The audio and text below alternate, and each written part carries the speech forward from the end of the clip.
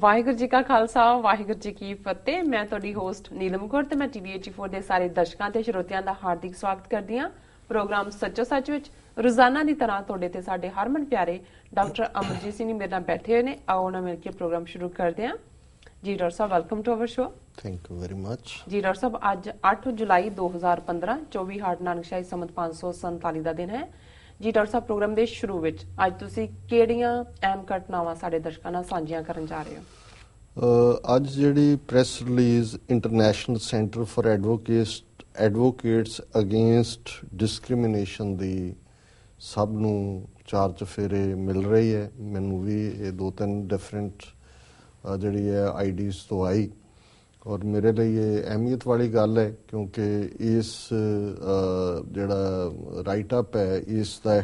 ਇਸ ਦੀ ਹੈਡਿੰਗ ਹੀ ਇਹ ਹੈ, ਟਾਰਚਰਡ ਸਿੱਖ ਲੀਡਰ ਸੂਜ਼ ਇੰਡੀਅਨ ਗਵਰਨਮੈਂਟ ਇਨ US ਕੋਰਟਸ। ਜੀ, ਕਿ ਜਿਸ ਸਿੱਖ ਲੀਡਰ ਨੂੰ ਟਾਰਚਰ ਕੀਤਾ ਗਿਆ, ਤਸ਼ੱਦਦ ਕੀਤਾ ਗਿਆ, ਤਸੀਹੇ ਦਿੱਤੇ ਗਏ, ਉਹ ਇੰਡੀਅਨ ਗਵਰਨਮੈਂਟ ਨੂੰ ਅਮਰੀਕਾ ਦੀ ਅਦਾਲਤ ਦੇ ਵਿੱਚ ਉਸ ਨੇ ਸੂ ਕੀਤਾ ਜਾਂ ਮੁਕੱਦਮਾ ਕੀਤਾ। ਔਰ ਇਸ ਸਾਰੀ ਲਿਖਤ ਦਾ ਸੰਬੰਧ ਸਰਦਾਰ ਕੁਲਵੀਰ ਸਿੰਘ ਬੜਾ ਪਿੰਡ ਨਾਲ ਹੈ ਔਰ ਬਹੁਤ ਸਾਰੀਆਂ ਉਹਨਾਂ ਦੀਆਂ ਉਸ ਪੀਰੀਅਡ ਦੀਆਂ ਪਿਕਚਰਸ ਵੀ ਦਰਸ਼ਕ ਦੇਖਣਗੇ ਸਕਰੀਨ ਦੇ ਉੱਤੇ। ਜੀ, ਤੇ ਮੇਰੇ ਲਈ ਮੈਂ ਜਦੋਂ ਇਸ ਨੂੰ ਪੜ੍ਹ ਰਿਹਾ ਸੀ ਔਰ ਮੈਂ ਸਾਂਝੀ ਕਰਾਂਗਾ ਅੱਜ ਦਰਸ਼ਕਾਂ ਦੇ ਨਾਲ, ਸਰੋਤਿਆਂ ਦੇ ਨਾਲ, ਤੇ ਮੇਰੀਆਂ ਅੱਖਾਂ ਸਾਹਮਣੇ ਲਗਭਗ 23 ਸਾਲ ਪਹਿਲਾਂ ਦੀ ਇੱਕ ਭਖਦੀ ਦੁਪਹਿਰ ਦਾ ਦਿਨ, ਲਾਸ ਏਂਜਲਸ ਕੈਲੀਫੋਰਨੀਆ ਦੀ ਪ੍ਰਿਜ਼ਨ।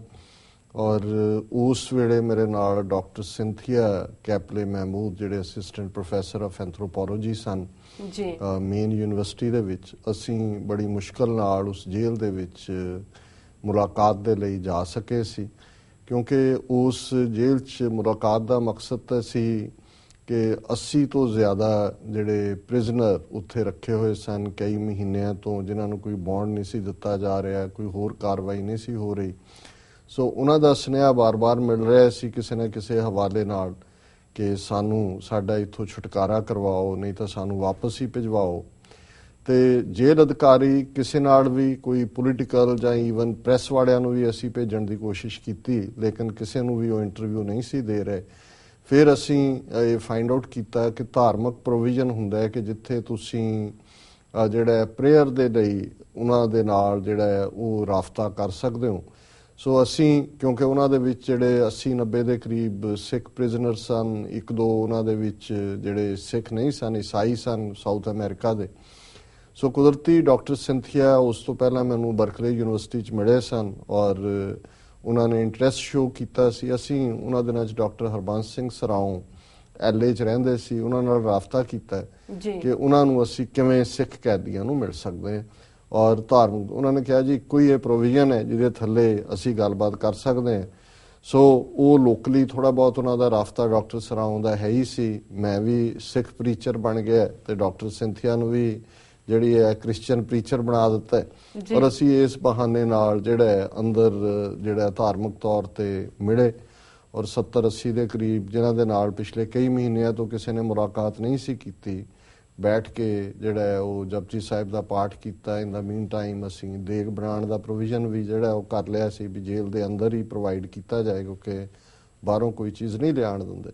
ਸੋ ਖੈਰ ਉਹਦੇ 'ਚ ਜਦੋਂ ਡਾਕਟਰ ਸਿੰਥੀਆ ਨੇ ਆਪਣੀ ਕਿਤਾਬ fighting for faith and nation dialogues with Sikh militants ਲਿਖੀ ਹੈ ਤੇ ਉਸਨੇ ਉਸ ਜੇਲ੍ਹ ਘਟਨਾ ਦਾ ਵਰਣਨ ਕਰਦਿਆਂ ਇੱਕ ਬਜ਼ੁਰਗ ਪ੍ਰਿਜ਼ਨਰ, ਸਿੱਖ ਪ੍ਰਿਜ਼ਨਰ ਦੀ ਗੱਲ ਵੀ ਕੀਤੀ ਕਿ ਜਿਹਨੂੰ ਕਿਵੇਂ ਉਸ ਦੇ ਪਰਿਵਾਰ ਨਾਲ ਵਾਪਰਿਆ ਸੀ ਔਰ ਕਿਹਾ ਕਿ ਵੀ ਬੇਸ਼ੱਕ ਉਹਨੂੰ ਅੰਗਰੇਜ਼ੀ ਨਹੀਂ ਸੀ ਆਉਂਦੀ ਪਰ ਜਿਵੇਂ ਉਹ ਮੇਰੇ ਸਾਹਮਣੇ ਫੁੱਟ ਕੇ ਰੋਇਆ ਔਰ ਮੇਰਾ ਹੱਥ ਫੜ ਕੇ ਉਹਨੇ ਘੁੱਟ ਕੇ ਥੈਂਕ ਯੂ ਕੀਤਾ, ਮੈਨੂੰ ਲੱਗਾ ਕਿ ਵੀ ਸਾਨੂੰ ਕੁਝ ਕਰਨਾ ਚਾਹੀਦਾ। ਸੋ ਉਸ ਤੋਂ ਬਾਅਦ ਹੀ ਇਹ ਉਹ ਮੁੱਢਲੀਆਂ ਮੀਟਿੰਗ ਸਨ ਜਿਸ ਤੋਂ ਬਾਅਦ ਡਾਕਟਰ ਸਿੰਥੀਆ ਦਾ ਇੰਟਰਸਟ ਸਿੱਖ ਕੇਸ ਦੇ ਵਿੱਚ ਹੋਇਆ ਔਰ ਫਿਰ ਅਸੀਂ ਲਗਾਤਾਰ 4-5 ਸਾਲ ਇਸ ਬੁੱਕ ਪ੍ਰੋਜੈਕਟ ਤੇ ਉਹਨਾਂ ਨੂੰ ਅਸਿਸਟ ਕੀਤਾ। ਤੇ ਜਦੋਂ ਅਸੀਂ ਉਹਨਾਂ ਦੇ ਨਾਲ ਉੱਥੇ ਪੂਰਾ ਦੀਵਾਨ ਸਜਿਆ ਔਰ ਮਹਾਰਾਜ ਦੀ ਕਿਰਪਾ ਦੇ ਨਾਲ ਉਹਨਾਂ ਸਾਰਿਆਂ ਨੇ ਜਿਹੜਾ ਬੜਾ ਹੌਸਲਾ ਮਹਿਸੂਸ ਕੀਤਾ। ਥੋੜ੍ਹੀ ਦੇਰ ਬਾਅਦ ਉਹਨਾਂ ਦੇ ਬੌਂਡਸ ਵਗੈਰਾ ਵੀ ਹੋਣ ਲੱਗ ਗਏ ਤੇ ਅਸੀਂ ਜਦੋਂ ਖ਼ਤਮ ਕਰਨ ਵਾਲੇ ਸੀ ਤਾਂ ਇੱਕ ਸਿੱਖ ਨੌਜਵਾਨ ਨੇ ਆ ਕੇ ਕਿਹਾ ਕਿ ਜੀ ਇਸ ਜੇਲ੍ਹ ਦੇ ਵਿੱਚ ਹੀ ਭਾਈ ਕੁਲਬੀਰ ਸਿੰਘ ਬੜਾ ਪਿੰਡ ਜਿਹੜੇ ਨੇ ਉਹ ਉਹਨਾਂ ਨੂੰ ਲਿਆਂਦਾ ਹੁਣੇ ਹੀ ਕਿਤੇ ਆਏ ਨੇ, ਉਹ ਇੰਡੀਆ ਤੋਂ 1993 ਦੀ ਗੱਲ ਹੈ ਜੀ। ਉਹਨਾਂ ਨਾਲ ਕਿਸੇ ਨੂੰ ਵੀ ਮਿਲਣ ਨਹੀਂ ਦਿੱਤਾ ਜਾ ਰਿਹਾ, ਬਿਲਕੁਲ ਉਹਨਾਂ ਨੂੰ ਕੱਟ ਆਫ ਕੀਤਾ ਹੋਇਆ ਹੈ ਔਰ ਸਾਡੇ ਨਾਲ ਹੀ ਉਹਨਾਂ ਨੂੰ ਰੱਖਿਆ, ਉਹਨਾਂ ਨੂੰ ਬਹੁਤ ਡੇਂਜਰਸ ਕੈਟਾਗਰੀ 'ਚ ਰੱਖਿਆ ਹੋਇਆ ਹੈ। ਤੇ ਤੁਸੀਂ ਜੇਲ੍ਹ ਅਧਿਕਾਰੀਆਂ ਜਾਣ ਲੱਗੇ ਇਹਨਾਂ ਨਾਲ ਦੇਖੋ ਜੇ ਤੁਹਾਨੂੰ ਉਹ ਮੁਲਾਕਾਤ ਦਾ ਦੇਣ ਵਕਤ ਜੀ। ਸੋ ਸਾਡੇ ਲਈ, ਕਿਉਂਕਿ ਕੁਲਬੀਰ ਸਿੰਘ ਬੜਾ ਪਿੰਡ ਇੱਕ ਜ਼ਮਾਨੇ 'ਚ ਮੂਵਮੈਂਟ ਦੇ ਦੌਰਾਨ ਸਿੱਖ ਸਟੂਡੈਂਟ ਫੈਡਰੇਸ਼ਨ ਦੇ ਹਵਾਲੇ ਨਾਲ ਦੁਆਬੇ ਦੇ ਵਿੱਚ ਬੜਾ ਪਪੂਲਰ ਨੇਮ ਸੀ। ਫਿਰ ਜਦੋਂ ਮਿਲੀਟੈਂਸੀ ਦਾ ਦੌਰ ਸ਼ੁਰੂ ਹੋਇਆ ਔਰ ਕੁਲਬੀਰ ਸਿੰਘ ਬੜਾ ਪਿੰਡ, ਹਰਦੀਪ ਸਿੰਘ ਹੇਰਾ, ਦੀਪਾ ਹੇਰਾ ਜਿਹਨੂੰ ਕਹਿੰਦੇ ਸੀ, ਇਹ ਬੜੇ ਹਾਊਸਹੋਲਡ ਨੇਮ ਸੀ ਔਰ ਬੜੇ ਰਿਸਪੈਕਟੇਬਲ ਨੇਮ ਸੀ ਜੀ। ਸੋ ਅਸੀਂ ਕਿਉਂਕਿ ਉਹ ਸਾਰਾ ਹੀ ਜਿਹੜਾ ਲਗਭਗ 2 ਘੰਟੇ ਦਾ ਅੰਦਰ ਦੀਵਾਨ ਸੱਜਿਆ ਔਰ ਚੰਗੇ ਮਾਹੌਲ 'ਚ ਸਾਰੀ ਗੱਲਬਾਤ ਹੋਈ ਤੇ ਜੇਲ੍ਹ ਅਧਿਕਾਰੀ ਵੀ ਜਿਹੜੇ ਕਿ ਕੋਈ ਕੈਮਰਿਆਂ ਰਾਹੀਂ ਦੇਖ ਰਹੇ ਸੀ, ਕੋਈ ਉੱਥੋਂ ਜਿਹੜਾ ਮੋਨੀਟਰ ਕਰ ਰਹੇ ਸੀ, ਉਹਨਾਂ ਨੂੰ ਵੀ ਸ਼ਾਇਦ ਉਸ ਸਾਰੇ ਦਾ ਚੰਗਾ ਲੱਗਾ, ਉਹਨਾਂ ਨੂੰ ਵਾਕਈ ਲੱਗਾ ਹੋਣਾ ਵੀ ਅਸੀਂ ਪ੍ਰੀਸਟ ਹੈ, ਉਹ ਪਾਦਰੀ ਹੈ ਤੇ ਮੈਂ ਭਾਈ ਹਾਂ ਕਿਸੇ ਗੁਰਦੁਆਰੇ ਦਾ ਜੀ। ਔਰ ਉਹ ਸਾਰਾ ਕੁਦਰਤੀ ਜਿੱਥੇ ਬਾਣੀ ਪੜ੍ਹੀ ਜਾਂਦੀ ਹੈ ਇੱਕ ਸਤਿਕਾਰ ਦੇ ਨਾਲ ਇੱਕ ਮਾਹੌਲ ਹੀ ਹੋਰ ਹੁੰਦਾ ਹੈ। ਸੋ ਅਸੀਂ ਜਦੋਂ ਉਹਨਾਂ ਦੇ ਕੋਲ ਵਾਪਸੀ ਦੇ ਉੱਤੇ ਅਸੀਂ ਜਾਣ ਤੋਂ ਪਹਿਲਾਂ ਉਹਨਾਂ ਨੂੰ ਮਿਲੇ, ਥੈਂਕ ਯੂ ਕੀਤਾ ਤੇ ਮੈਂ ਉਹਨੂੰ ਜਿਹੜਾ ਜੇਲ੍ਹ ਇੰਚਾਰਜ ਸੀ ਹੰਬਲ ਰਿਕੁਐਸਟ ਕੀਤੀ ਕਿ ਅੰਗਰੇਜ਼ੀ 'ਚ ਉਹਨੂੰ ਮੈਂ ਕਿਹਾ ਕਿ ਵੀ ਸਾਨੂੰ ਪਤਾ ਲੱਗਿਆ ਕਿ ਵੀ ਇਸ ਤਰ੍ਹਾਂ ਇੱਕ ਹੋਰ ਸਿੱਖ ਪ੍ਰਿਜ਼ਨਰ ਵੀ ਹੈ ਔਰ ਉਹ ਇਨ ਆਈਸੋਲੇਸ਼ਨ ਹੈ ਔਰ ਚੰਗਾ ਹੋਏਗਾ ਵੀ ਜੇ ਸਾਨੂੰ ਅਸੀਂ ਉਹਦੇ ਲਈ ਵੀ ਉਹਦੇ ਨਾਲ ਵੀ ਰਲ ਕੇ ਪ੍ਰੇ ਕਰ ਸਕੀਏ। ਖੈਰ ਉਹਨੇ ਸਾਨੂੰ ਬਹਿਣ ਲਈ ਕਿਹਾ, ਅੱਧਾ ਘੰਟਾ ਲੱਗਾ, ਉਹਨੇ ਹਾਇਰ ਅਫਸਰ ਨਾਲ ਉਹਨੇ ਕਿਹਾ ਜੀ ਨਹੀਂ ਤੁਸੀਂ ਉਹਨੂੰ ਪ੍ਰਾਈਵੇਟ 'ਚ ਨਹੀਂ ਮਿਲ ਸਕਦੇ, ਇਹ ਹੈ ਵੀ ਤੁਸੀਂ ਜਿਹੜਾ ਅਸੀਂ ਇਹ ਕਰ ਸਕਦੇ ਹਾਂ ਕਿ ਉਹ ਫਲਾਂ ਸੈੱਲ 'ਚ ਹੈ ਔਰ ਉਹਨੂੰ ਓਪਨ 'ਚ ਲਿਆਂਦਾ ਜਾਏਗਾ,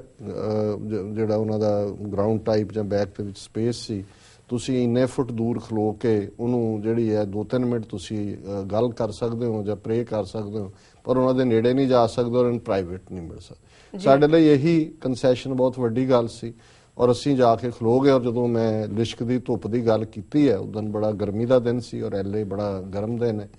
ਅਸੀਂ ਮੇਰਾ ਖਿਆਲ ਹੈ 10-15 ਮਿੰਟ ਇੰਤਜ਼ਾਰ ਕੀਤਾ, ਜਾ ਕੇ ਖਲੋਤੇ ਔਰ ਉਸ ਤੋਂ ਬਾਅਦ ਜਦੋਂ ਉਹਨਾਂ ਨੂੰ ਲਿਆਂਦਾ ਗਿਆ ਤਾਂ ਮੇਰੇ ਅੱਖਾਂ ਸਾਹਮਣੇ ਅੱਜ ਵੀ ਇਹ ਬੇਸ਼ੱਕ ਵਾਕਿਆ ਜਿਹੜਾ ਹੈ ਆਲਮੋਸਟ 22-23 ਸਾਲ ਪਹਿਲਾਂ ਦਾ ਹੈ, ਪਰ ਉਵੇਂ ਹੀ ਹੈ ਕਿ ਉਹਨਾਂ ਨੇ ਲਿਆਂਦਾ, ਹੱਥ 'ਚ ਉਹਨਾਂ ਦੇ ਕੜੀ ਸੀ, ਬੇੜੀ ਸੀ ਔਰ ਉਹਨਾਂ ਦਾ ਸਿਰ ਨੰਗਾ ਸੀ ਜਿਵੇਂ ਜੇਲ੍ਹ ਦੇ, ਪਰ ਸਿੱਖੀ ਸਰੂਪ ਸੀ ਜੀ। ਔਰ ਉਹਨਾਂ ਨਾਲ ਜਦੋਂ ਫਤਿਹ ਹੋਈ ਔਰ ਹਮੇਸ਼ਾ ਹੀ ਸਿੰਥੀਆ ਉਸ ਸਾਰੀ ਸਿਚੁਏਸ਼ਨ 'ਚ ਵੀ ਕਿਵੇਂ ਉਹਨਾਂ ਦਾ ਪੋਇਜ਼, ਇਕੁਇਲਿਬਰੀਅਮ ਔਰ ਮੈਂਟਲ ਲੈਵਲ ਚੜ੍ਹਦੀ ਕਲਾ ਵਾਲਾ ਸੀ, ਉਹਨੂੰ ਉਹ ਕਦੇ ਵੀ ਨਹੀਂ ਭੁੱਲ ਸਕੀ। ਔਰ ਉਹਨਾਂ ਨੇ ਜਦੋਂ ਫਤਿਹ ਬੁਲਾ ਕੇ ਉਹਨਾਂ ਨੇ ਸ਼ੁਕਰੀਆ ਕੀਤਾ, ਤੁਸੀਂ ਮਿਲਣ ਆਏ। ਉਹਨਾਂ ਨੂੰ ਮੈਂ ਕਿਹਾ ਜੀ ਮਿੰਟ ਸਾਡੇ ਕੋਲ 4-5 ਨੇ, ਪਿੱਛੇ ਦੋਨੋਂ ਪਾਸੇ ਸਾਨੂੰ ਮੋਨੀਟਰ ਕਰ ਰਹੇ ਨੇ, ਮੋਸਟ ਲਾਈਕਲੀ ਰਿਕਾਰਡਿੰਗ ਵੀ ਹੋ ਰਹੀ ਹੈ ਜੋ ਵੀ ਅਸੀਂ ਗੱਲ ਕਰਨੀ ਹੈ, ਸੋ ਬਾਕੀ ਗੱਲਬਾਤ ਫੇਰ ਤੁਸੀਂ ਦੱਸੋ ਕੋਈ ਤੁਹਾਡੀ ਮੰਗ ਹੋਏ ਜਿਹੜੀ ਅਸੀਂ ਜਾਣ ਲੱਗੇ ਇਹਨਾਂ ਨੂੰ ਕਹਿ ਜਾਈਏ ਜੀ। ਸੋ ਉਹਨਾਂ ਨੇ ਇਹੀ ਕਿਹਾ, ਉਹਨਾਂ ਨੇ ਕਿਹਾ ਜੀ ਇੱਕ ਤਾਂ ਇਹ ਹੈ ਕਿ ਵੀ ਇਹ ਕਦੇ ਮੈਨੂੰ ਬਾਹਰ 12 ਵਜੇ ਕੱਢਦੇ ਨੇ ਜਾਂ ਕਦੇ ਦੂਜਾ ਹੁੰਦਾ, ਕੋਈ ਨਹਾਉਣ ਦਾ ਟਾਈਮ ਨਹੀਂ, ਕੋਈ ਦੂਜਾ ਨਹੀਂ ਹੈ, ਵੀ ਪੂਰਾ 24 ਘੰਟੇ ਤਾੜਿਆ ਹੋਇਆ। ਇਹਨਾਂ ਨੂੰ ਕਹੋ ਵੀ ਕੋਈ ਟਾਈਮ ਫਿਕਸ ਕਰ ਲੈਣ, ਮੈਨੂੰ ਜਦੋਂ ਵੀ ਇਹਨਾਂ ਨੇ ਬਾਥਰੂਮ ਜਾਣ ਲਈ ਕਹਿਣਾ ਜਾਂ ਦੂਜਾ ਐਟਲੀਸਟ ਫਿਕਸ ਟਾਈਮ ਹੋਏ। ਔਰ ਦੂਸਰਾ ਉਹਨਾਂ ਨੇ ਕਿਹਾ ਕਿ ਜੀ ਮੈਂ ਵੈਜੀਟੇਰੀਅਨ ਹੈ ਔਰ ਇਹ ਦੂਸਰਾ ਸਾਰਾ ਹੁੰਦਾ ਹੈ ਬੀਫ, ਔਰ ਦੂਜਾ ਇਹ ਇਹਨਾਂ ਨੂੰ ਕਹੋ ਵੀ ਜੇ ਪ੍ਰੋਵਾਈਡ ਕਰ ਦੇਣ। ਚਲੋ ਅਸੀਂ ਜਿਹੜਾ ਉੱਥੋਂ ਉਹਨਾਂ ਤੋਂ ਰੁਖਸਤ ਹੋਏ, ਅਸੀਂ ਇਹ ਰਿਕਮੈਂਡੇਸ਼ਨਸ ਕੀਤੀਆਂ ਔਰ ਬਾਅਦ 'ਚ ਤਾਂ ਮੇਰੀਆਂ ਉਹਨਾਂ ਨਾਲ ਦਰਜਨਾਂ ਮੁਲਾਕਾਤਾਂ ਹੋਈਆਂ ਹੋਣਗੀਆਂ, ਇਕੱਲੇ ਐਲਏ 'ਚ ਹੀ ਨਹੀਂ, ਫਿਰ ਉਹ ਨੇਵਾਡਾ ਦੀ ਜੇਲ੍ਹ 'ਚ ਰਹੇ, ਉੱਥੇ ਵੀ ਮੈਂ ਉਹਨਾਂ ਨੂੰ ਮਿਲਣ ਜਾਂਦਾ ਰਿਹਾ, ਫਿਰ ਕੈਲੀਫੋਰਨੀਆ 'ਚ ਵੀ ਰਹੇ ਔਰ ਲਗਾਤਾਰ ਉਹ ਆਲਮੋਸਟ 1993 ਤੋਂ ਉਹ ਔਰ ਅਮਰੀਕਾ ਦੀ ਧਰਤੀ ਤੇ ਸ਼ਾਇਦ ਸਭ ਤੋਂ ਪਹਿਲਾਂ ਮਿਲਣ ਵਾਲਾ ਮੈਂ ਔਰ ਡਾਕਟਰ ਸਿੰਥੀਆ ਸੀ ਉਹਨਾਂ ਨੂੰ। 1993 ਤੋਂ 2006 ਤੱਕ ਲਗਭਗ 13 ਸਾਲ ਉਹ ਅਮਰੀਕਾ ਦੇ ਵਿੱਚ ਰਹੇ। ਪਹਿਲਾਂ ਤਾਂ ਜ਼ਾਹਰ ਹੈ ਵੀ ਜਦੋਂ ਅਮਰੀਕਨ ਸਿਸਟਮ ਹੁੰਦਾ ਉਹਦੇ 'ਚ ਡਿਪੋਰਟੇਸ਼ਨ ਲੱਗਦੀ ਹੈ, ਉਹਨਾਂ ਨੂੰ ਡਿਪੋਰਟ ਕਰਨ ਦੀ ਪ੍ਰੋਸੈਸ ਹੋਈ ਔਰ ਉਹਨਾਂ ਨੇ ਕਿਉਂਕਿ ਉਹਨਾਂ ਦਾ ਕੇਸ ਉਦੋਂ ਜਿਹੜੇ ਵਕੀਲ ਰਾਬਰਟ ਜੌਬ ਜਿਹਨੂੰ ਬੌਬ ਕਹਿੰਦੇ ਨੇ ਉਹ ਫੋਲੋ ਕਰ ਰਹੇ ਸੀ, ਮੈਂ ਉਹਨਾਂ ਦੇ ਨਾਲ ਵੀ ਕਲੋਜ਼ਲੀ ਕੰਮ ਕੀਤਾ ਔਰ ਬਾਅਦ ਦੇ ਵਿੱਚ ਜਗਦੀਪ ਸਿੰਘ ਸੇਖੋਂ ਨੇ ਉਹਨਾਂ ਦਾ ਆਪਣੀ ਪ੍ਰੈਕਟਿਸ ਸ਼ੁਰੂ ਕਰ ਲਈ, ਕੇਸ ਲੈ ਲਿਆ ਔਰ ਮੈਂ ਲਗਾਤਾਰਤਾ ਨਾਲ 13 ਸਾਲ ਨਾ ਸਿਰਫ ਉਹਨਾਂ ਨਾਲ ਮੁਲਾਕਾਤ ਬਲਕਿ ਉਹਨਾਂ ਦੇ ਲੀਗਲ ਕੇਸ ਦੇ ਵਿੱਚ ਵੀ, ਔਰ ਜਦੋਂ ਹੀਅਰਿੰਗ ਹੁੰਦੀ ਸੀ ਵੱਧ ਤੋਂ ਵੱਧ ਸਿੱਖ ਸੰਗਤਾਂ ਨੂੰ ਲੈ ਕੇ ਜਾਣਾ। ਉਦੋਂ ਮੈਂ ਅਜੇ ਕੈਲੀਫੋਰਨੀਆ ਬੇਸਡ ਹੀ ਸੀ। 1995 ਚ ਅਸੀਂ 94 ਐਂਡ ਚ ਮੂਵ ਕੀਤਾ ਵਾਸ਼ਿੰਗਟਨ ਡੀਸੀ ਜੀ। ਸੋ ਇਸ ਸਾਰੇ ਪੀਰੀਅਡ ਚ ਉਹਨਾਂ ਨੂੰ ਮੈਂ ਇੱਕ ਬੜੀ ਚੜ੍ਹਦੀ ਕਲਾ ਦੀ ਮੂਰਤ ਦੇਖਿਆ। ਹਮੇਸ਼ਾ ਹੀ ਜਦੋਂ ਵੀ ਕਿਤੇ ਹੋਣਾ ਉਹਨਾਂ ਨੇ ਸਾਰਿਆਂ ਦਾ ਪੁੱਛ ਕੇ ਫਲਾਣੇ ਦਾ ਕੀ ਹਾਲ ਹੈ, ਆਪਣਾ ਉਹਨਾਂ ਨੂੰ ਭੁੱਲਿਆ ਹੁੰਦਾ ਸੀ। ਔਰ ਡਿਪੋਰਟੇਸ਼ਨ ਕੇਸ ਜਿਹੜਾ ਆਲਮੋਸਟ ਉਹਨਾਂ ਨੇ ਜਦੋਂ ਜਿੱਤ ਲਿਆ ਤੇ ਇੰਡੀਅਨ ਗਵਰਨਮੈਂਟ ਨੇ ਉਹਨਾਂ ਦੀ ਐਕਸਟ੍ਰੈਡੀਸ਼ਨ ਮੰਗ ਲਈ। ਡਿਪੋਰਟੇਸ਼ਨ ਹੁੰਦੀ ਹੈ ਜਦੋਂ ਕਿ ਇੱਥੋਂ ਵਾਲੇ ਕਹਿੰਦੇ ਨੇ ਕਿ ਵੀ ਇਹ ਵਾਂਟਡ ਨਹੀਂ ਹੈ, ਇਹਨੂੰ ਵਾਪਸ ਭੇਜਿਆ ਜਾਏ। ਤੇ ਐਕਸਟ੍ਰੈਡੀਸ਼ਨ ਹੁੰਦੀ ਹੈ ਜਦੋਂ ਕਿ ਕੰਸਰਨਡ ਗਵਰਨਮੈਂਟ ਕਹਿੰਦੀ ਹੈ ਜੀ ਇਹ ਬੰਦਾ ਸਾਨੂੰ ਇਹਨਾਂ ਕੇਸਾਂ 'ਚ ਲੜੀਂਦਾ ਹੈ ਤੇ ਉਹਦੀਆਂ ਵੀ ਹੀਅਰਿੰਗਸ ਹੁੰਦੀਆਂ ਨੇ, ਪਰ ਐਕਸਟ੍ਰੈਡੀਸ਼ਨ ਦੇ ਥੱਲੇ ਤੁਹਾਡੇ ਚਾਂਸਸ ਬਹੁਤ ਘੱਟ ਜਾਂਦੇ ਨੇ ਕਿਉਂਕਿ ਕੇਸਾਂ ਦੀ ਡੀਟੇਲਡ ਹੀਅਰਿੰਗ ਨਹੀਂ ਹੁੰਦੀ। ਜੱਜ ਜਿਹੜਾ ਹੈ ਜੋ ਵੀ ਲਿਸਟ ਉਹ ਸਬਮਿਟ ਕਰਦੇ ਨੇ ਉਹਦੇ ਤੇ ਬੇਸ ਥੋੜਾ ਬਹੁਤ ਬਣਾ ਕੇ ਟੀਟੀਜ਼ ਦੇ ਥੱਲੇ ਉਹਨਾਂ ਨੂੰ ਵਾਪਸ ਭੇਜਣਾ ਪੈਂਦਾ।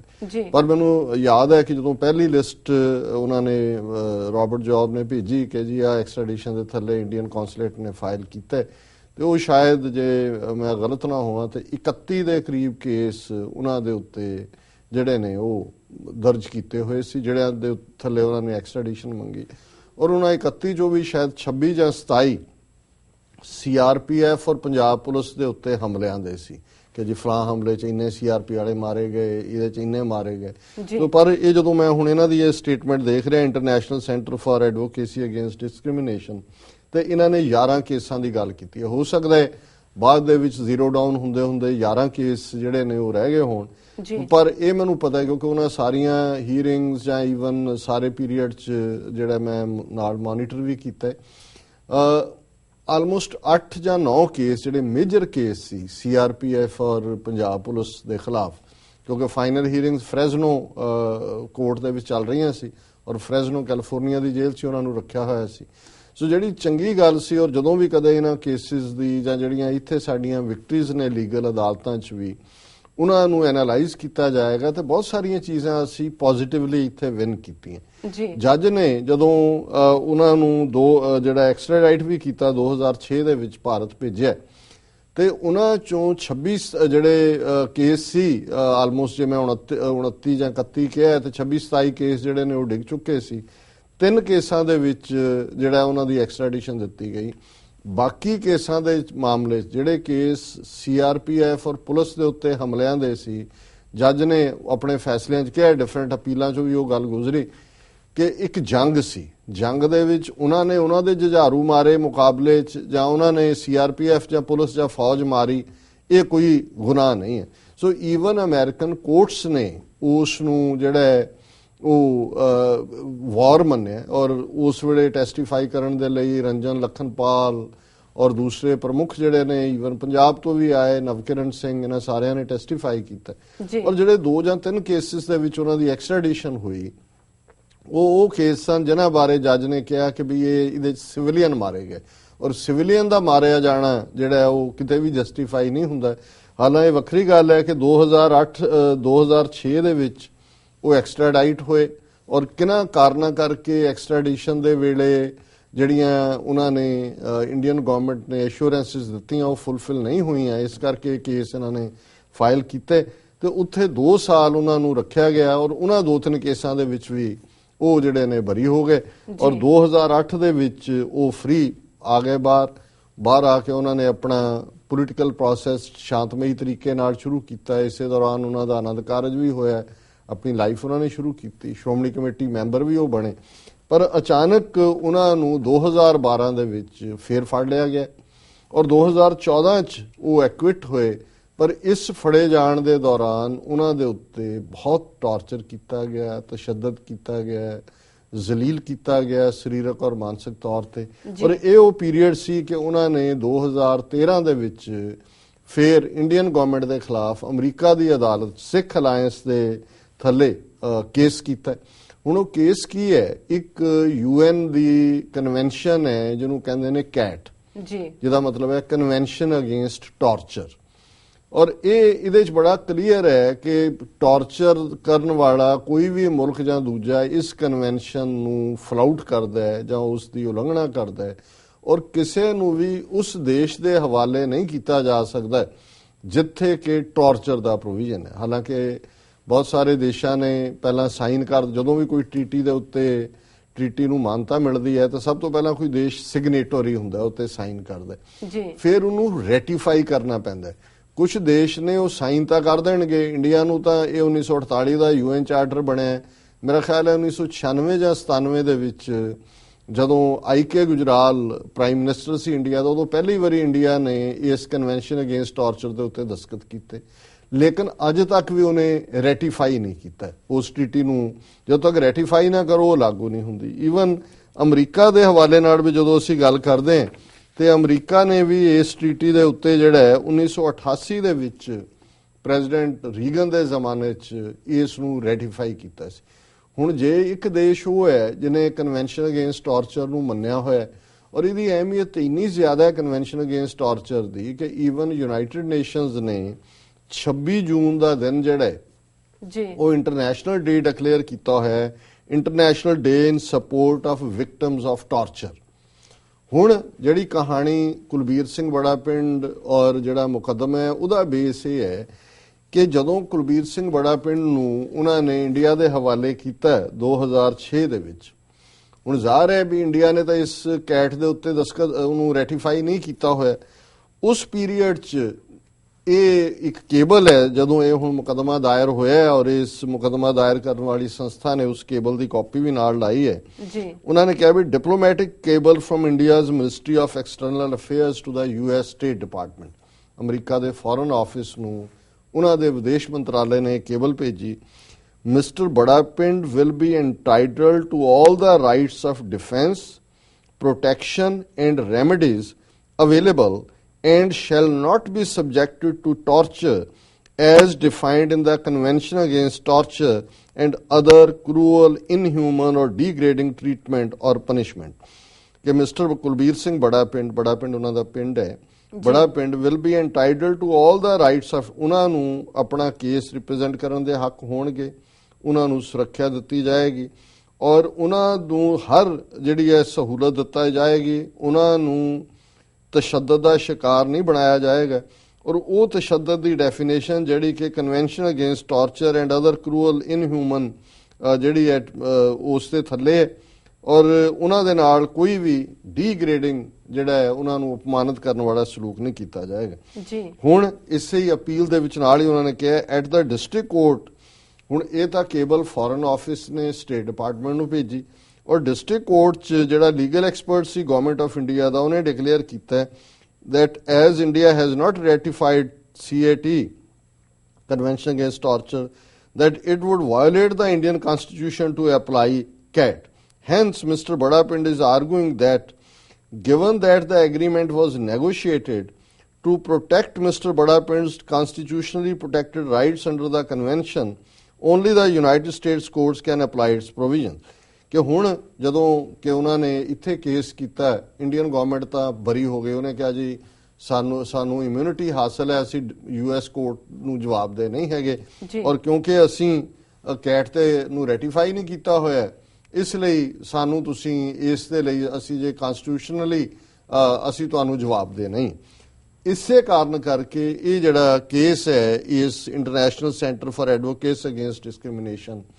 ਇਸ ਨੇ ਅਪੀਲ ਦੇ ਵਿੱਚ ਫਾਈਲ ਕੀਤਾ। ਪਹਿਲਾ ਕੇਸ ਸਿੱਖ ਅਲਾਇੰਸ ਦੇ ਥੱਲੇ ਇੰਡੀਅਨ ਗਵਰਨਮੈਂਟ ਨੂੰ ਜੀ ਇਮਿਊਨਿਟੀ ਆ ਉਹ ਤਾਂ ਉਹਨਾਂ ਨੇ ਖਾਰਜ ਕਰਤਾ। ਹੁਣ ਇਹ ਕੇਸ US ਕੋਰਟ ਦੇ ਥੱਲੇ ਅਪਲਾਈ ਕੀਤਾ ਗਿਆ US ਕੋਰਟ ਨੂੰ ਔਰ ਉਹਦੇ 'ਚ ਜਿਹੜੀ ਸਟੇਟਮੈਂਟ ਹੈ ਬੜਾ ਪਿੰਡ ਦੀ ਅਪੀਲ ਦੇ ਵਿੱਚ ਮੈਂਸ਼ਨ ਹੈ ਕਿ ਜਦੋਂ ਉਹਨਾਂ ਨੂੰ 2012 'ਚ ਫੜਿਆ ਔਰ 2 ਸਾਲ ਰੱਖਿਆ ਗਿਆ ਝੂਠੇ ਕੇਸ, ਦਹਿਸ਼ਤਗਰਦੀ, ਅਸਲਾ ਪਾ ਕੇ, ਤਾਂ ਉਹਨਾਂ ਨਾਲ ਕੀ ਵਾਪਰਿਆ। They tied Mr. Badapind's hands behind his back, ਉਹਨਾਂ ਦੇ ਹੱਥ ਪਿੱਠ ਦੇ ਪਿੱਛੇ ਬੰਨੇ ਗਏ and shoved him to the floor, ਉਹਨਾਂ ਨੂੰ ਜਿਹੜਾ ਫਰਸ਼ ਦੇ ਉੱਤੇ ਪਟਕਾਇਆ ਗਿਆ। They then stretched his legs, ਉਹਨਾਂ ਦੀਆਂ ਲੱਤਾਂ ਜਿਹੜੀਆਂ ਨੇ ਉਹਨਾਂ ਨੂੰ ਚੌੜਿਆਂ ਕੀਤਾ ਗਿਆ apart on 3 occasions at 180 degrees, 180 ਉਹਨੂੰ ਉੱਥੇ ਪੁਲਸੀਏ ਕਹਿੰਦੇ ਨੇ ਤੇਰੇ ਚੱਡੇ ਪਾੜਾਂਗੇ। ਸੋ ਇਹ ਬਿਲਕੁਲ ਜਿਹੜਾ 180 ਡਿਗਰੀ ਦਾ ਮਤਲਬ ਹੈ ਕਿ ਉੱਥੇ ਬਿਲਕੁਲ ਮਸਲ ਕਿੰਨੇ ਡੈਡ ਹੋ ਜਾਂਦੇ ਨੇ ਔਰ ਉਹ ਬੰਦਾ ਨਾ ਬਹਿ ਸਕਦਾ ਨਾ ਖਲੋ ਸਕਦਾ। ਇਹ ਸਭ ਤੋਂ ਜਿਹੜੀ ਟਾਰਚਰ ਦਾ ਪਹਿਲਾ ਸਬਕ ਹੁੰਦਾ ਉਹ ਚੱਡੇ ਪਾੜਨਾ ਉਹਨੂੰ ਇਹ ਕਹਿੰਦੇ ਨੇ, ਤੇ ਇਹ ਬਿਗਨਿੰਗ ਹੁੰਦੀ ਹੈ at 180 degrees. They proceeded to beat him with sticks, ਫਿਰ ਉਹਨਾਂ ਨੇ ਚੱਡੇ ਪਾੜਨ ਤੋਂ ਬਾਅਦ ਸੋਟੀਆਂ ਦੇ ਨਾਲ ਕੁੱਟਿਆ ਐਂਡ ਵਰਬਲੀ ਅਸੌਲਟਡ ਹਿਮ, ਗਾਲੀ ਗਲੋਚ, ਇਹ ਤਾਂ ਪੁਲਿਸ ਦੀ ਉੱਥੇ ਜ਼ਬਾਨ ਹੈ। ਦੇ ਫੋਰਸਡ ਮਿਸਟਰ ਬੜਾ ਪਿੰਡ ਔਨ ਟੂ ਏ ਚੇਅਰ, ਉਹਨਾਂ ਨੇ ਉਹਨਾਂ ਨੂੰ ਕੁਰਸੀ ਦੇ ਉੱਤੇ ਜ਼ਬਰਦਸਤੀ ਬਿਠਾਇਆ। Tied his arms and legs to it, ਬਾਹਾਂ ਔਰ ਲੱਤਾਂ ਜਿਹੜੀਆਂ ਨੇ ਕੁਰਸੀ ਨਾਲ ਬੰਨ੍ਹ ਦਿੱਤੀਆਂ। and applied electric shocks to his earlobes, ਕੰਨਾਂ ਦੇ ਉੱਤੇ ਜਿਹੜੇ ਬਿਜਲੀ ਦੇ ਕਰੰਟ ਲਾਏ, intermittently for approximately 15 minutes, 15 minute, ਕਿਉਂਕਿ ਇਹ ਕੰਨ ਦੇ ਜਿਹੜੇ ਲੋਬ ਹੁੰਦੇ ਨੇ ਬਹੁਤ ਸੈਂਸਿਟਿਵ ਹੁੰਦੇ ਨੇ, ਔਰ ਇਹ ਬੇਸ਼ੱਕ ਇਹਨਾਂ ਨੇ ਇਹ ਕੰਨ ਦੇ ਲੋਬਸ ਦੀ ਗੱਲ ਕੀਤੀ ਹੈ, ਪਰ ਮੈਨੂੰ ਇਸ ਪਰਸਨਲ ਵੀ ਉਹਨਾਂ ਦੇ ਰਾਹੀਂ ਇਹ ਪਤਾ ਹੈ ਕਿ ਉਹਨਾਂ ਨੂੰ ਕਿਸ ਲੈਵਲ ਦਾ ਟਾਰਚਰ ਕੀਤਾ ਗਿਆ ਹੈ। ਸਿਰਫ ਈਅਰ ਲੋਬਸ ਤੱਕ ਗੱਲ ਇਹ ਤਾਂ ਸ਼ਾਇਦ, ਕਿਉਂਕਿ ਇਹ ਬਹੁਤ ਗ੍ਰਾਫਿਕ ਨਹੀਂ ਹੋਣਾ ਚਾਹੁੰਦੇ, ਲੇਕਿਨ ਜਿਹੜਾ ਸਭ ਤੋਂ ਵਰਸਟ ਇਲੈਕਟ੍ਰਿਕ ਸ਼ੌਕਸ ਹੁੰਦੇ ਨੇ ਉਹ ਜੈਨੀਟਲਸ ਦੇ ਉੱਤੇ ਇਲੈਕਟ੍ਰਿਕ ਸ਼ੌਕਸ ਲਾਣਾ ਹੁੰਦਾ ਹੈ। ਔਰ ਇਹੀ ਕਾਰਨ ਹੈ ਕਿ ਜਿਹੜਾ ਇਹ ਵਰਸਟ ਫਾਰਮ ਟਾਰਚਰ ਦੀ ਹੈ ਕਿਸੇ ਵੀ ਮੇਲ ਮੈਂਬਰ ਦੇ ਲਈ, ਔਰ ਉਹਦੇ ਦੋ ਮਕਸਦ, ਇੱਕ ਤਾਂ ਉਹ ਬਹੁਤ ਤਕਲੀਫਦੇਹ ਹੁੰਦਾ ਔਰ ਦੂਸਰਾ ਬਹੁਤ ਸਾਰੇ ਜਿਹੜੇ ਬਾਅਦ ਦੇ ਵਿੱਚ ਰਿਲੀਜ਼ ਹੁੰਦੇ ਨੇ ਉਹ ਕੋਈ ਵੀ ਬੱਚਾ ਜਾਂ ਬੱਚੀ ਪੈਦਾ ਕਰਨ ਦੀ, ਔਲਾਦ ਪੈਦਾ ਕਰਨ ਦੀ ਸਮਰੱਥਾ ਨਹੀਂ ਰੱਖਦੇ। ਇਹ ਉਹਨਾਂ ਦੇ ਟਾਰਚਰ ਦਾ ਔਰ ਇਸ ਕਿਸਮ ਦੇ ਜਿਹੜੇ ਇਲੈਕਟ੍ਰਿਕ ਸ਼ੌਕ ਲਾਣਾ ਹੈ ਉਹਦਾ ਮੁੱਖ ਮਕਸਦ ਹੁੰਦਾ। ਸੋ ਹੁਣ ਇਸ ਸਾਰੇ ਤੇ ਆਧਾਰਿਤ ਜਿਹੜਾ ਉਹਨਾਂ ਦਾ ਮੁਕੱਦਮਾ ਔਰ ਉਸ ਬਾਰੇ ਜਿਹੜਾ ਕਨਕਲੂਡਿੰਗ ਪ੍ਰੈਸ ਰਿਲੀਜ਼ ਦਾ ਹਿੱਸਾ ਹੈ ਕਿ ਵੀ ਜੇ ਇਹ ਕੇਸ ਅਮਰੀਕਾ ਦੀ ਅਦਾਲਤ, ਕਿਉਂਕਿ ਅਮਰੀਕਨ ਗਵਰਨਮੈਂਟ ਦੇ ਖਿਲਾਫ ਹੈ, ਕਸੂਰ ਇਹ ਹੈ ਕਿ ਤੁਹਾਨੂੰ ਪਤਾ ਸੀ, ਤੁਹਾਨੂੰ ਕਿਹਾ ਕਿ ਵੀ ਇੰਡੀਆ ਨੇ ਕਨਵੈਨਸ਼ਨ ਅਗੇਂਸਟ ਟਾਰਚਰ ਤੇ ਨੂੰ ਰੈਟੀਫਾਈ ਨਹੀਂ ਕੀਤਾ, ਇਹਦੇ ਬਾਵਜੂਦ ਤੁਸੀਂ 11 ਸਾਲ ਬਾਅਦ ਉਸ ਬੰਦੇ ਨੂੰ ਜਿਹੜਾ 13 ਸਾਲ ਬਾਅਦ 13 ਸਾਲ ਜਿਹੜਾ ਤੁਹਾਡੀਆਂ ਜੇਲ੍ਹਾਂ 'ਚ ਰਿਹਾ, ਤੁਹਾਡੇ ਤੋਂ ਅਸਾਈਲਮ ਮੰਗੀ ਕਿ ਭਾਈ ਉਹਦੇ ਨਾਲ ਪਹਿਲਾਂ ਵੀ ਜਦੋਂ ਉਹਨੂੰ ਫੜਿਆ ਸੀ 85 ਟਾਰਚਰ ਕੀਤਾ ਸੀ, ਇਹਦੇ ਬਾਵਜੂਦ ਤੁਸੀਂ ਉਸ ਗਵਰਨਮੈਂਟ ਦੇ ਹਵਾਲੇ ਕੀਤਾ ਜਿਹਨੇ ਉਹਨੂੰ ਐਜ਼ ਏ ਪੀਸਫੁਲ ਸਿਟੀਜ਼ਨ ਨਹੀਂ ਰਹਿਣ ਦਿੱਤਾ, ਫਿਰ ਉਹਨੂੰ ਫੜਿਆ ਔਰ ਟਾਰਚਰ ਕੀਤਾ, ਔਰ ਤੁਸੀਂ ਇਸ ਦੇ ਲਈ ਜਿਹੜਾ ਉਹ ਜਵਾਬਦੇ ਹੋ ਔਰ ਤੁਹਾਡੇ ਤੇ ਅਸੀਂ ਜਿਹੜਾ ਉਹ ਡੈਮੇजेस ਦਾ ਕੇਸ ਕਰ ਰਹੇ ਹਾਂ। ਔਰ ਇਸ ਪ੍ਰੈਸ ਲਈ ਉਹਨਾਂ ਨੇ ਅਖੀਰ 'ਚ ਕਿਹਾ, should Mr. Badapind and ICAAD is organization है जिन्हें मुकदमा किया, be successful in this case, it would set an important precedent for governments to be held accountable for torture in similar extradition cases। कि एक precedent set कर देगा, एक रवायत एस्टैबलिश कर देगा कि ਜਿਹੜੀਆਂ ਸਰਕਾਰਾਂ ਟਾਰਚਰ ਕਰਦੀਆਂ ਨੇ ਉਹਨਾਂ ਦੇ ਖਿਲਾਫ ਕਾਰਵਾਈ ਕੀਤੀ ਜਾ ਸਕਦੀ ਹੈ। Additionally, it will bring much deserved justice and compensation to Mr. Badapind for his sufferings at the hands of the Punjab Police and Security Forces, and hopefully strengthen the call for adoption of the proposed Prevention of Torture Bill and for the ratification of SCAT in India। ਕਿ ਇਹਦੇ ਨਾਲ ਜਿੱਥੇ mister Barapind ਨੂੰ ਜਿਹੜੇ ਕਿ Punjab police ਔਰ security ਦਸਤਿਆਂ ਦੇ ਹੱਥਾਂ 'ਚ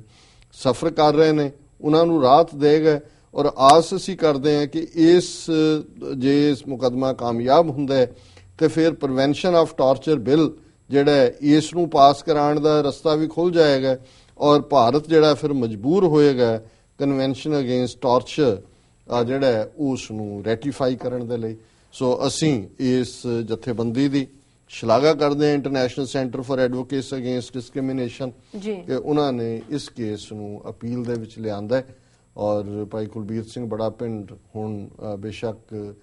ਕਿਉਂਕਿ ਕੋਈ ਵੀ ਉਹਨਾਂ ਦੇ ਖਿਲਾਫ ਸਾਬਤ ਨਹੀਂ ਹੋਇਆ, ਉਹਨਾਂ ਨੂੰ ਰਿਲੀਜ਼ ਕੀਤਾ ਹੋਇਆ। ਔਰ ਮੈਂ ਦੇਖ ਰਿਹਾ ਸੀ ਕਿ ਈਵਨ ਹਸਨਪੁਰਾ ਦੇ ਵਿੱਚ ਜਿਹੜਾ ਬੜਾ ਵੱਡਾ ਪੰਥਕ ਇਕੱਠ ਹੋਇਆ, ਇਸ ਸਭ ਦੇ ਬਾਵਜੂਦ ਕਿਸ ਟਾਰਚਰ 'ਚੋਂ ਲੰਘੇ ਨੇ,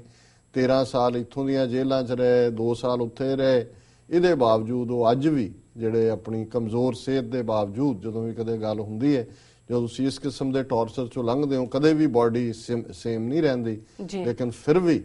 ਉਹ ਪੰਥਕ ਚੜ੍ਹਦੀ ਕਲਾ ਵਾਲੇ ਨੇ ਔਰ ਪੂਰੇ ਤਨਦੇਹੀ ਦੇ ਨਾਲ ਪੰਥਕ ਪਿੜ ਦੇ ਵਿੱਚ ਸੇਵਾ ਕਰ ਰਹੇ ਨੇ। ਔਰ ਅਸੀਂ ਇਸ ਜਥੇਬੰਦੀ ਨੂੰ ਮੁਬਾਰਕਬਾਦ ਦਿੰਦੇ ਹਾਂ ਕਿ ਉਹਨਾਂ ਨੇ ਇਸ ਕੇਸ ਨੂੰ ਜਿਹੜਾ ਚੈਲੰਜ ਕੀਤਾ ਹੈ ਔਰ ਲਿਆਂਦਾ ਅਮਰੀਕਨ ਕੋਰਟ ਦੇ ਵਿੱਚ। ਜੀ ਡਾਕਟਰ ਸਾਹਿਬ, ਤੁਹਾਡਾ ਬਹੁਤ ਬਹੁਤ ਸ਼ੁਕਰੀਆ ਇਸ ਜਾਣਕਾਰੀ ਨੂੰ ਸਾਡੇ ਦਰਸ਼ਕਾਂ ਨਾਲ ਸਾਂਝਾ ਕਰਨ ਲਈ। ਇਸ ਨਾਲ ਨੇ ਬ੍ਰੇਕ ਵਿਊਅਰਸ, ਤੁਸੀਂ ਸਾਨੂੰ ਇਸ ਤਰ੍ਹਾਂ ਬਣੇ ਰਹੋ, ਮਿਲਦੇ ਹਾਂ ਆਫਟਰ ਦੇ ਸ਼ਾਰਟ ਬ੍ਰੇਕ।